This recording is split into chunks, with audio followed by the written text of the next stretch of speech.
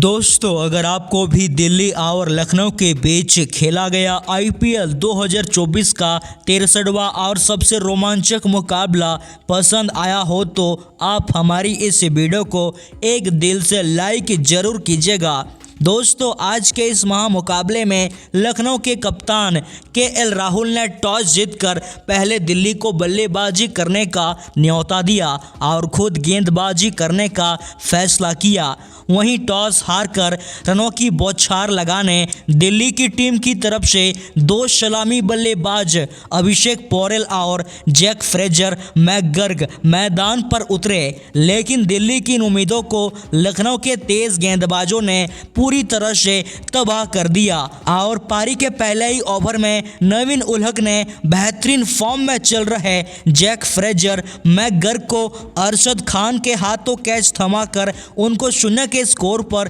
Pavilion भेजकर शुरुआती over से ही दिल्ली को दबाव में डाल दिया था। विकेट गिरने के बाद अब दिल्ली की टीम की तरफ से शाई होप बल्लेबाजी करने आए और यहां से अभिषेक पोरेल के साथ मिलकर दोनों ही बल्लेबाजों ने दिल्ली की डगमगाती पारी को संभाला और पहला विकेट जल्दी ही खो देने के बाद यहां से दिल्ली के ऊपर जो दबाव था उसे अभिषेक पोरेल और शाई होप ने पूरी तरह से हटा दिया था और अब धीरे धीरे दोनों ही बल्लेबाज लखनऊ के गेंदबाजों के ऊपर दबाव बनाना शुरू कर दिया। खास करके इस मुकाबले में अभिषेक पोरेल आज अलग ही फॉर्म में नजर आ रहे थे और लखनऊ के गेंदबाजों की जमकर पिटाई कर रहे थे, तो वहीं दूसरी तरफ शाई होप भी उनका भरपूर साथ दे रहे थे। अभिषेक पोरेल और शाई होप की खतरनाक बल्लेबाजी को देखकर लखनऊ के कप्तान केएल राहुल अब चिंता में लग रहे थे,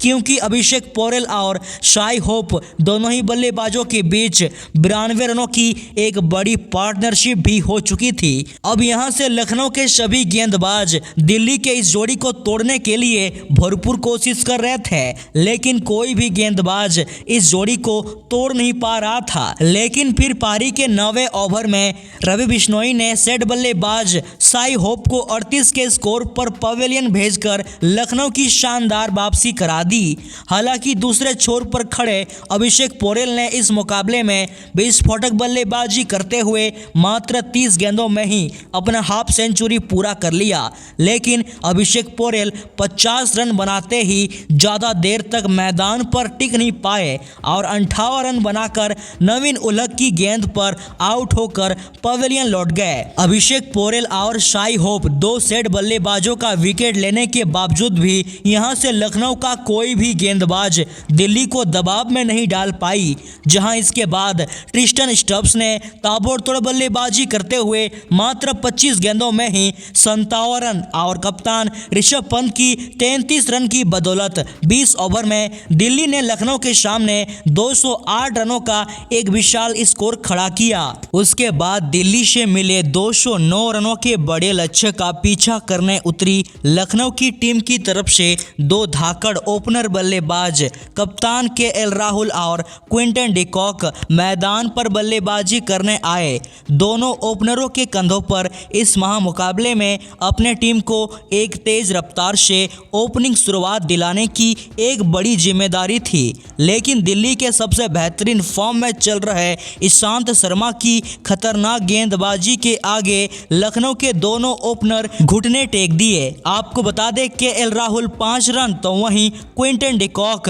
12 के स्कोर पर सस्ते में आउट हो गए। इसके बाद अक्षर पटेल ने भी शानदार गेंदबाजी करते हुए नए बल्लेबाज मार्कस स्टोनिस को भी 5 रन के स्कोर पर पवेलियन भेज दिया, तो उनके तुरंत ही बाद ईशांत शर्मा ने एक बार फिर से घातक गेंदबाजी करते हुए नए बल्लेबाज दीपक हुड्डा को एलबीडब्ल्यू आउट करके लखनऊ को पूरी तरह से बैकफुट में धकेल दिया था। आपको बता दें दीपक हुड्डा बिना खाता खोले ही पवेलियन लौट गए। एक छोर से लखनऊ एक के बाद एक विकेट खोते जा रही थी, लेकिन दबाव में होने के बावजूद भी दूसरे छोर से निकोलस पूरन ने चौके और छक्के की बरसात करते हुए अब दिल्ली के गेंदबाजों के ऊपर पलटवार करना शुरू कर दिया। लेकिन इसी बीच ट्रिस्टन स्टब्स ने आयुष बदोनी को 6 के निजी स्कोर पर पवेलियन भेजकर लखनऊ को 5वां झटका दिया। हालांकि विकेट गिरने के बावजूद भी दूसरे छोर पर खड़े निकोलस पूरन को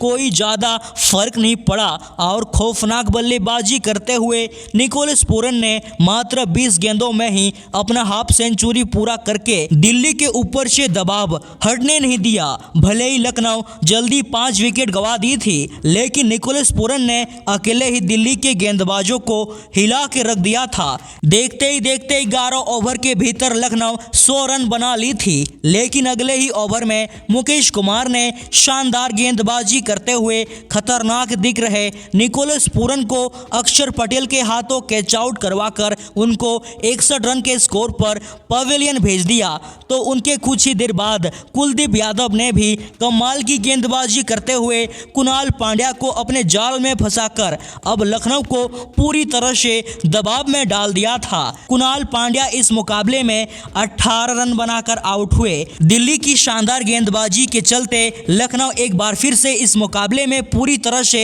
दबाव में आ चुकी थी, लेकिन लखनऊ की टीम भी हार मानने वालों में से नहीं थी। जहां इसके बाद नए बल्लेबाज अरशद खान का भयंकर तूफान देखने को मिला। आपको बता दें, अरशद खान ने तहलका मचाते हुए आते ही बड़ा शॉट्स खेलना शुरू कर दिया और मात्र 25 गेंदों में ही अपना 50 रन पूरा करके इस मुकाबले को पूरी तरह से पलट कर रख दिया। अरशद खान की इसी शानदार बल्लेबाजी के चलते ये मुकाबला आखिरी के ओवरों तक जा पहुंचा था, जिससे कि लखनऊ को यह मुकाबला जीतने के लिए अंतिम के 6 गेंदों पर 24 रन चाहिए थे। अरशद खान 50 जमा कर अभी भी क्रीज पर मौजूद थे, लेकिन दिल्ली की शानदार गेंदबाजी के चलते सेट बल्लेबाज अरशद खान भी ज्यादा कुछ कर नहीं पाए और इस अंतिम ओवर में मात्र 3 रन ही बना पाए और यह मुकाबला दिल्ली ने लखनऊ को 19 रनों से हराकर एक ऐतिहासिक जीत हासिल की। देखा जाए तो इस मुकाबले में जीत के हीरो रहे